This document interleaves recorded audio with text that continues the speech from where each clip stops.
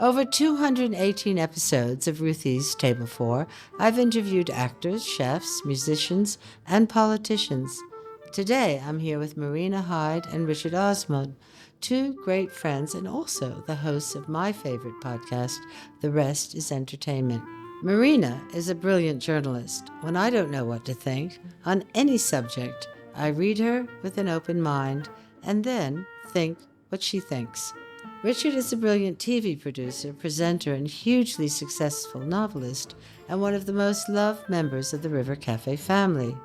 Last night he was here celebrating his newest book, The Impossible Fortune. Today we'll talk about food, friendship, entertainment. I'm also looking forward to learning about how to do a really good podcast with two great friends. What an intro. What an intro. I agree with all the stuff about Marina, less so with the stuff about me, but the reverse. So how did it start? do you want to take this one? Yes, I will, Okay. because I tell you what, when I had a book out, when I have a book out, it's not quite the same as when Richard's got a book out. They said, we want to do a big London event and we want to get a host for it. And then they came back to me and said, Richard Osman's going to do it. And I said, what's he doing there? He's got no need to do that. I was affronted that you had said yes. Some time before, Gary Lineker had said to me, will you do a podcast or something? And I'd said, oh no, I'd be absolutely terrible at it. That's very female. Which you don't want me, I'm not good enough. But then Richard wrote to me on a Saturday evening, and I lay saying, would you think about doing this? And it would be about entertainment, which that was a whole separate thing, which I thought, okay, this would be really fun. This is all the things that people escape to from a darkening world. And I thought, and I lay awake the entire night, but not in an unhappy way. And then at 4:45 on Sunday morning, I wrote back and said, no, I think I would. Yes, I think I will do that. I know. I was delighted because I wanted to do an entertainment podcast. I feel it's the only thing I actually have some authority on. You know, people always ask your opinions on things and politics and stuff. I think I have an opinion, but it's not based on anything other than, my opinion. Whereas entertainment, I've sort of worked in it for a long time. So I feel like it's an area that I can talk about. And working out who to do it with. And funny enough, Ingrid, my wife who loves Marina, almost as much as I do, she said, well, there's only one person, it's got to be Marina. Yeah. And so immediately I wrote to Marina and suggested it, thinking, because I know famously you don't do many things like that. I thought, well, she'll say no, and then we'll have to get some sort of inferior Marina. But so many superior Marinas, trust me. But I remember thinking, I think this would be really fun, and I just think I would really look forward to speaking to him every single week, which I do. We do it on Monday mornings, nice. And every Monday morning I think, I wonder what Richard will have to say about these matters. Yes. So how do you prepare? Well, we sort of pick across our poor producers. They're always like the previous Thursday or something. They go, any ideas what you're going to talk about this week? Now on Thursday, absolute radio silence from me and Marina. Then maybe sort of a panicked email on Saturday evening going, maybe should we talk about this week? And then on Sunday, it'll be, you know what? Maybe we'll talk about that. And so Sunday is sort of my research day. Very occasionally we would change it on Monday morning. Yes, we did. We talked about Salt Path, the book the other day, because it came out on the Sunday evening, all this story. So we changed it on the Monday morning. And we do our bit of research, and then we turn up. We never tell each other what we're going to say. Yeah, and so we don't really know as well. Yes, exactly. I often, like so often in life, until I about to be impressed. Until I hear something come out of my mouth, I'm like, oh.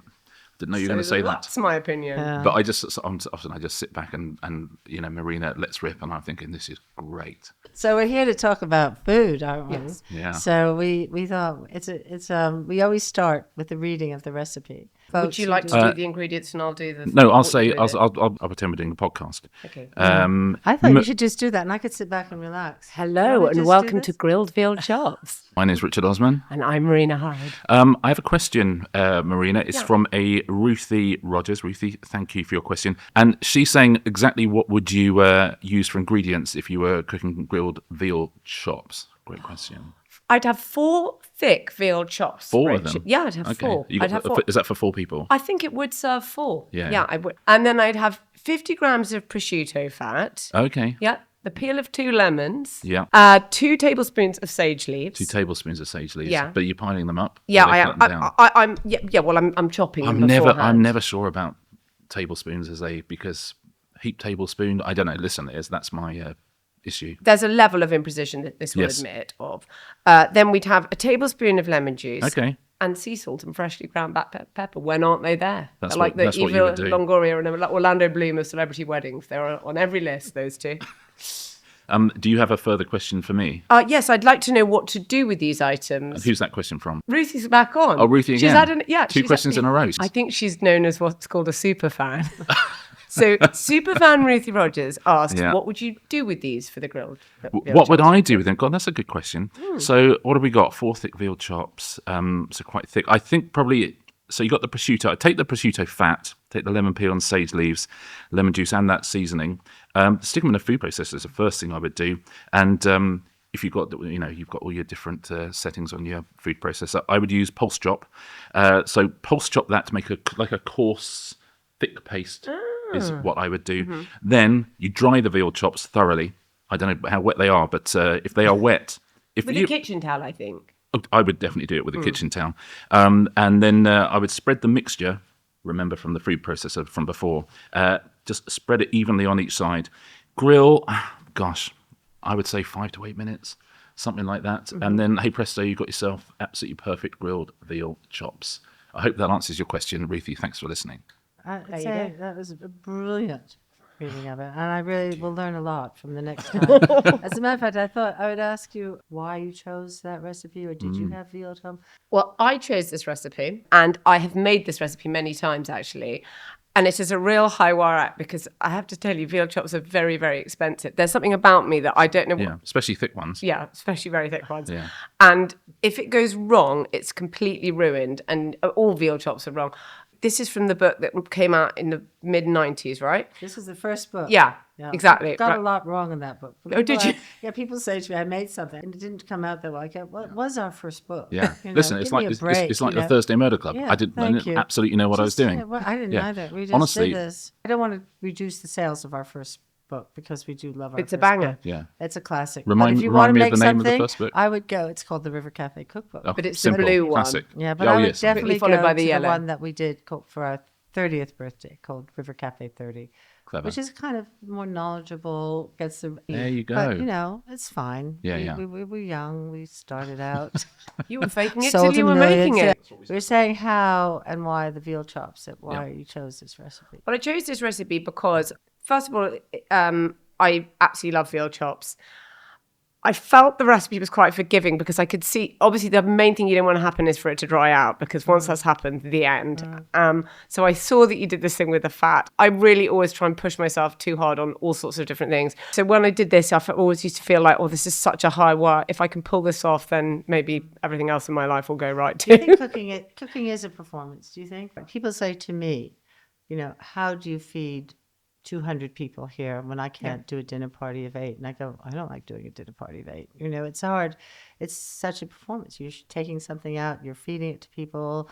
They have to like it or not like it. You've succeeded or you failed. Do you find that, or do you find it? My job as a non-chef is the job in the dinner party is to make sure everyone's happy all the time. Yeah. Weirdly, in the same way that when you're presenting a TV program, I've got 4 people, you work out who they are, what's slightly different about them, and you just make sure everyone gels. So my job at any dinner parties is always playlist and vibes. That's all I've got. I will prep, I will clear up, and I will do a playlist. And that's all it, because I love to entertain. All of those are good. They're okay, aren't they? All of those are good. Yeah. I would not cook this at a dinner party. It's too stressful. Oh, really? I would cook this for my husband, Kieran. Yeah. That's who I would cook it for, who is an obsessive lover of veal chops. But that's it. And what do you do when you have a dinner party? Do you have dinner parties? Now over the years, I used to send myself completely mad and be like stuck in the kitchen and making all these really complicated things. Now I do things that can be put out at almost at room temperature, or there's one thing that's coming out of the oven that the oven's doing all the work, and I can do things like that. I can't remember, you came the other day. We came in the other day. We day? had an amazing schnitzel. Oh yeah, schnitzel. God. I mean, That's God, great. It was so good. The thing I eat more than anything is schnitzel of all different types. I make that. I have a different type of schnitzel at least once a week. Tell me about some of your schnitzels. All different things. Ones with seeds on the side. That one had almonds and porridge oats That was and weird amazing. things on the It side. had like almost it's like a really crunchy nice. crust to it. It was Yeah, delicious. that's a good one. A classic sort of Milanese one, Austrian one with a matzo. I'll do pork ones. I'll do anything. I will schnitzel anything. Okay, let's schnitzel. I will will schnitzel you. I will eat any schnitzel as well. That's where But that's my very last minute, though. Yeah. You have to be in the kitchen. But it's fine because it actually doesn't take it's last minute, Yeah, but it's not true. many minutes. Yeah. Yeah. So schnitzel is probably the thing that I cook by far the most. And everybody likes it. It might be the thing I eat the most. Yeah. I love it. My wife is half German, so we go to Germany a lot, and I'm so happy because every restaurant you go into, it doesn't matter what they do, there will always be schnitzel.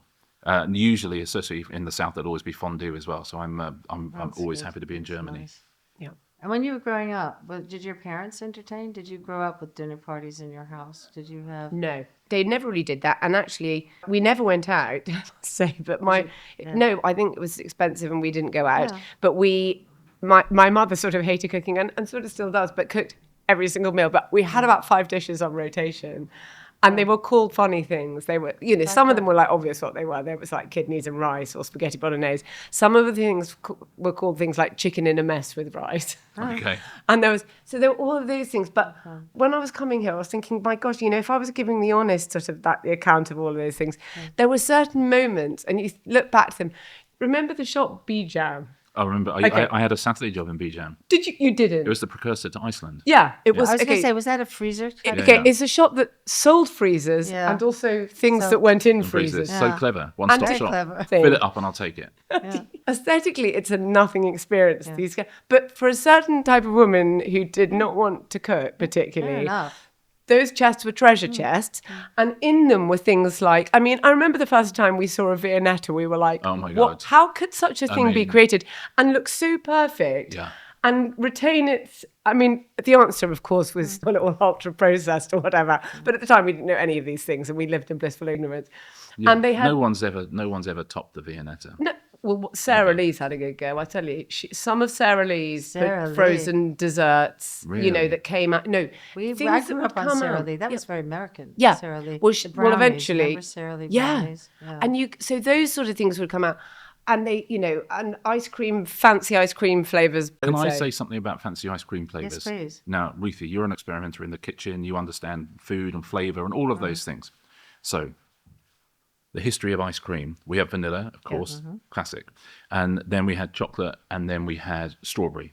So I absolutely get that those are the first 3 flavors, right? The next flavor out of the traps, I think, like the 4th flavor, immediately before they thought of anything else, was rum and raisin. Remember, in the 70s, they had rum and raisin. That's so early to go rum and raisin when you haven't even done pistachio or. But I love it. Yeah. We, by the way, had some ice creams here yesterday that were sensational. But they're not like outreaching flavors. They're really simple flavors. They're beautiful, beautifully made. Talking of ultra high processed food, one of the greatest moments of the 1970s was when they brought out Ice Magic. Do you remember Ice Magic? Yeah. So Ice Magic, you'd have some, Sainsbury's vanilla ice cream, and you get the squeezy bottle that was like chocolate flavored, and you would pour this, squeeze out this chocolate sauce, and it would instantly form like a hard crust, Again, sorcery. like a chocolate bomb. Yeah. Yeah. There are some things even now that I think, if that hadn't existed in the 70s and if you went to a restaurant and someone showed that to you, you go, this is the greatest act of gastronomy in the history of restaurants. But they were so far ahead of the curve. I think the best ice cream flavour, I don't know if you agree with me, Ruthie, and I don't think there's any argument with this. I think the best ice cream flavour is mint choc chip. Oh my God, I'm so embarrassed for you. Oh, okay. Are you going to say stracciatella or something? No, you'd be really surprised at what I'm going to say. Oh, amazing. I really love vanilla ice cream. Wow. It's kind of boring. We should get some. Do you want some ice cream? We could have some ice cream. Yeah. Yeah, go on. We get some. Why not? This is the best podcast Yeah. ever. Our podcast is shit compared to this. Yeah, It's shit.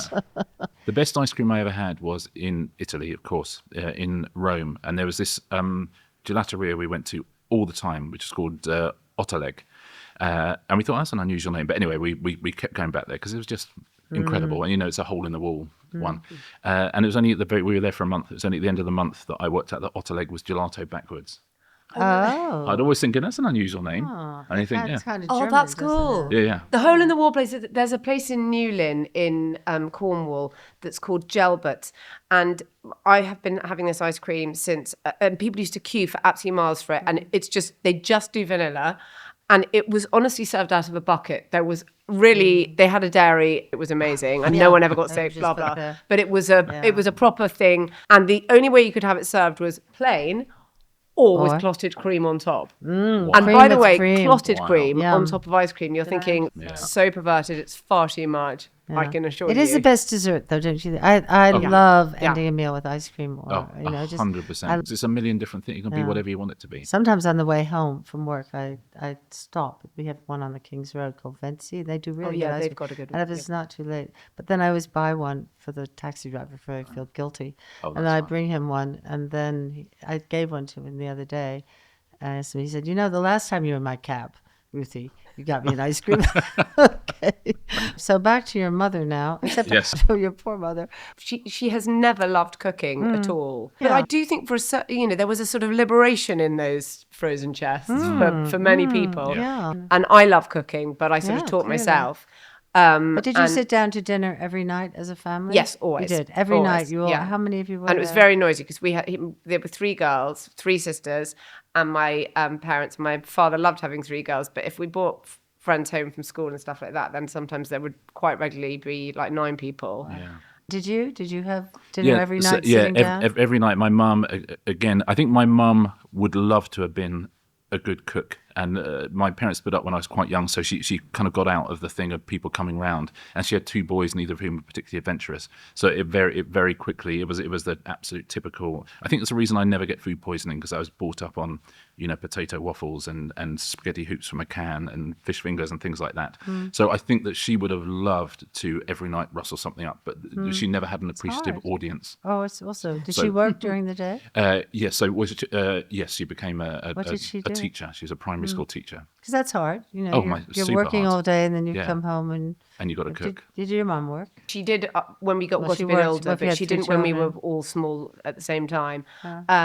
But you love it. I do all the cooking at home, but I taught myself. Funnily enough, in the pandemic, the only time that I've sort of met friends online that I'd never met, and they're these 2 producer brothers who've got a company called Fullwell, who produce things like the Late Late Show with James Corden when they did, and they were called Gabe and Bennett, and they wanted me to do a TV project with them, which I thought I'd be terrible at, so I didn't do. But they said, we don't really know how to cook, and we're getting people to teach us how to cook with 2 others. And they were Phoebe Waller-Bridge and her sister Isabel, who's a brilliant composer.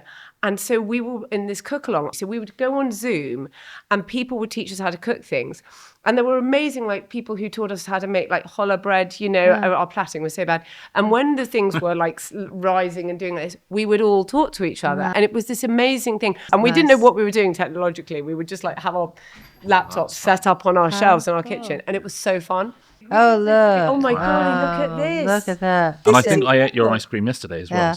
So you say your parent, you didn't go to, neither of you went to restaurants as kids, which is not surprising because we only went for special occasions. We didn't have them. But you didn't go at all. I remember reading The Tiger Who Came to Tea, the children's book once. And the main thing should be that there's a tiger in your house. Yeah. But the thing I took away from it was that they went to a restaurant and it had the gingham tablecloths. And I was like, I loved it so much. She goes in her, it's so glamorous because she goes in her nightie and she puts her coat on over her nightie. Yeah. They have sausages and ice cream, I think.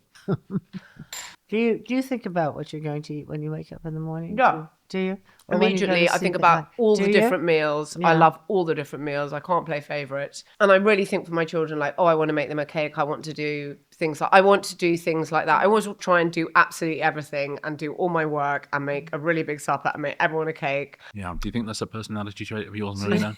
Yes, I do think it's weird because it's never come across. Yeah, we've never known. But do you go to sleep thinking about what you're going to eat the next day? Unless I'm in a hotel and I know I've got a hotel breakfast coming up, and then I can barely sleep because I'm so excited. I think it's the greatest. What's your idea of a hotel breakfast? Well, just help yourself. Buffet. If I go to a hotel and you go down to a breakfast and it's waiter service, I'm like, well, we're moving hotels. Right. Oh. Because listen, I want to be able to see. I want to go and see that bouncy. You like lifting that silver thing and seeing different kinds of eggs and stuff. Yeah, and they go mushrooms. You want to make a couple of trips. You want to. Yeah. I always think it'd be a great restaurant, a hotel breakfast restaurant. Just around the clock. But in the evening, yeah. I think people would go nuts for it. I think, Breakfast. Would you ever interview somebody over breakfast? Would you have breakfast meetings or lunch meetings? Do you like food and work? Business breakfast, yes, Okay. definitively. I think that's great, and we all know where we are, and there's something about it because, as we know, the calories don't count and all that kind of stuff, and you've got to eat anyway. And you've got the day ahead of you. Yeah, business lunch, no. I don't like business. Because Do you do business lunch? I love a long lunch, but very, very rarely. But I love to do it. I go out with all these slightly older guys, and they're really good fun. And I have I have a long lunch, but then I'm not sort of going to do any more work. Are they that drinking at lunchtime generation? I was going to ask that too. That's the one that I wish I'd been born in that generation. I don't know how they did it. The cabinets in the room, right? They had wine, Mad Men, Yeah, cocktails when Yeah. you came back from the business lunch. You had 3 martinis, and then you went back to the office and had another thing. It's just you're building up And they resistance, did pretty right? good I guess. ads, didn't they? Yeah, exactly. But But I can't. love a business breakfast. You're so right. That's a much. Although having said that, I start work really early in the morning. I always start by 5, so I don't. And I'm much better. Yeah, something that takes me 5 minutes at 5 a.m. will take me an hour at 5 p.m. So those are my good hours of working. If ever I get a text at 6 a.m, it's only Marina. And I've been waiting to send it to you. Take calls at 5 because sometimes I wake up at 5 and nobody talks. I'd love to call you. Oh, really? Because what I my do, God, Honestly, I'm so available. she'd be because so what I have happy. to do, I wanted to have a website called areyoawake.com because then you could find out who's actually awake. Because often in the morning I'll ring somebody and say, I woke up at 3, and they go, I was awake at 3. And you think if we just knew each other were awake, then Please we assume I'm always awake at 3. Yeah, me too. I'm always Whenever awake my at 3. wife and I are separated, she works away a lot and I work away a lot. Both of us find it harder to sleep when the other isn't there. And so I know sometimes if I could ask, that's the only time I would send a text at 3 a.m. and just go, are you finding trouble sleeping? And immediately, Yes. And then okay, let's have a chat. Okay, so food. So you both grew up in these houses where you were given food every day. Your mothers chose them, you ate them. And then what happened when you left home, like when you went to university? Well, at that point, I mean, there was a lot more choice, I suppose. And you did find out about all these other foods that were out there. But you have to have money to do it all. So you have to work. And then as time goes on, you become someone who can maybe go to one of those restaurants you see. I mean, it takes quite a long time, I think. Where I went, they had like a cafeteria, so you didn't really have to do. Where did you go? Oxford. And you went to? Cambridge. So what was the food like in the halls? Well, it was quite like squeezy. I went to a boarding school, so that was a whole other food journey. Where you were just you felt like you were always hungry. I don't know why we always did feel so hungry the entire time, although presumably there was enough. I don't know. I guess we were growing, and I just remember feeling like hungry all the time. We used to have a corner shop just around the corner from my school, and there are 1,500 kids at my school, and that shop, like twice a day, be like the busiest shit. It was like Harrods twice a day, and then they moved to Acapulco in the end. Yeah. I mean, if if you've got a captive market like that, amazing. But so back to university. So did you discover the local Greek, or did you discover Chinese? Well, I think that was quite expensive when you were at university. There was a takeaway in Cambridge called Gardenia's, which was sort of kebabby and stuff like that, and that was fairly cheap. And I think it's still there, which is weird because when you think about it, it's like 35 years ago. So that's quite something. So yeah, you would do that because you wouldn't go to bed till 4 a.m. or something. So you needed somewhere.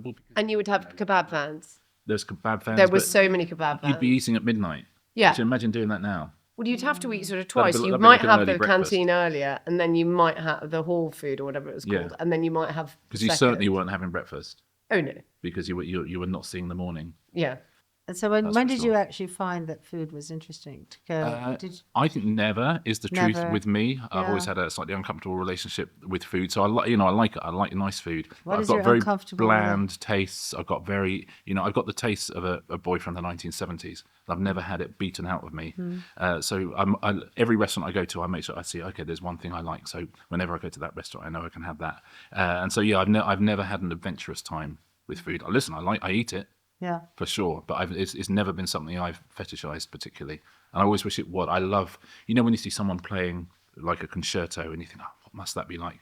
And I'm the same with it. If I, looking at what you do in this restaurant and seeing the joy that it brings you, seeing the joy it brings other people as well, and seeing bringing people together, I'm like, oh my God. So I love it. I see it. I see that it's joyful. But with food, I think I don't have the visceral attachment to it.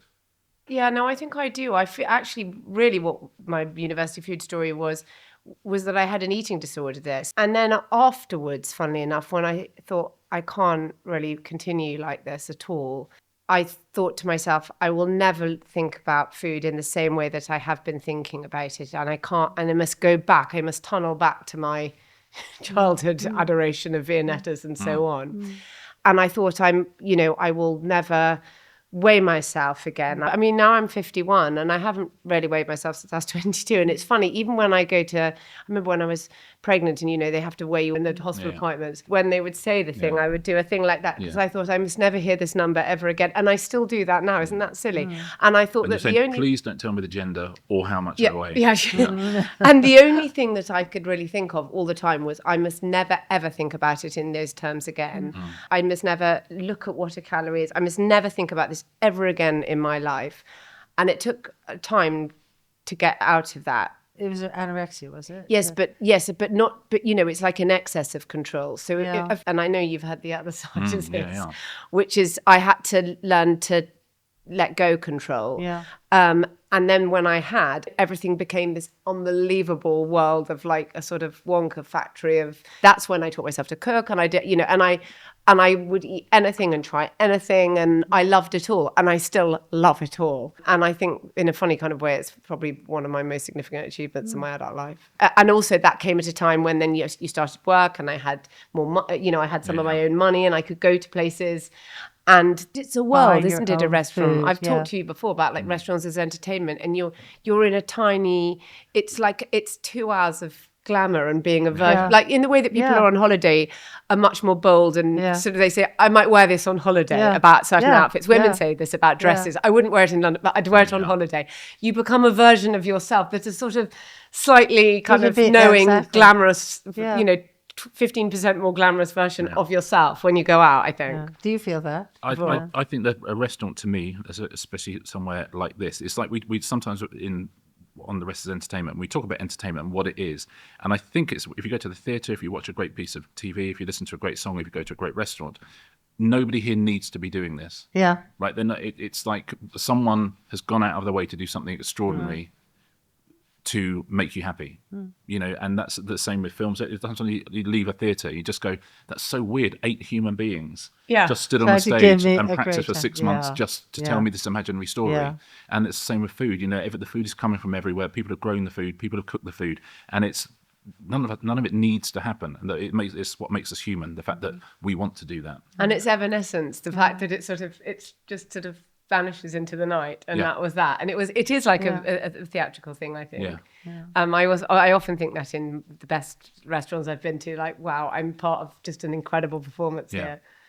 It is a performance. Yeah. I think there is, and last night I worked here in the kitchen, and when I saw you, and you can have the same audience, we change the food all the time.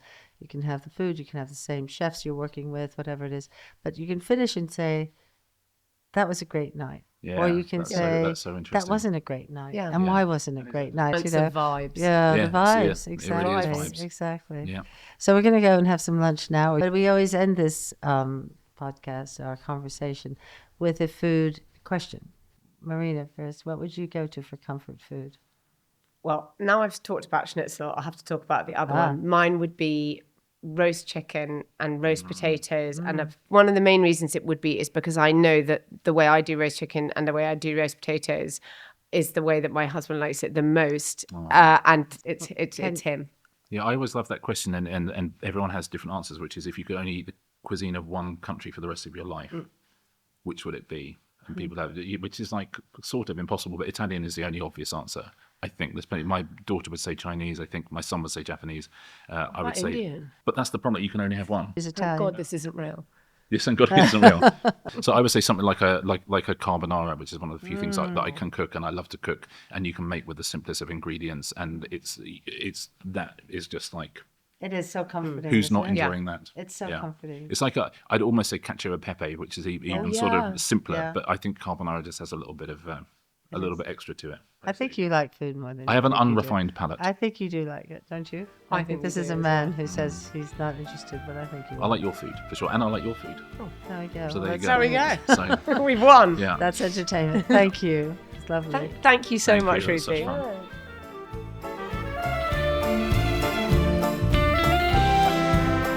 Ruthie's Table 4 was produced by Jack Boswell and Zad Rogers, with Susanna Hislop, Andrew Sang and Bella Cellini. This has been an Atomised production for iHeart Media.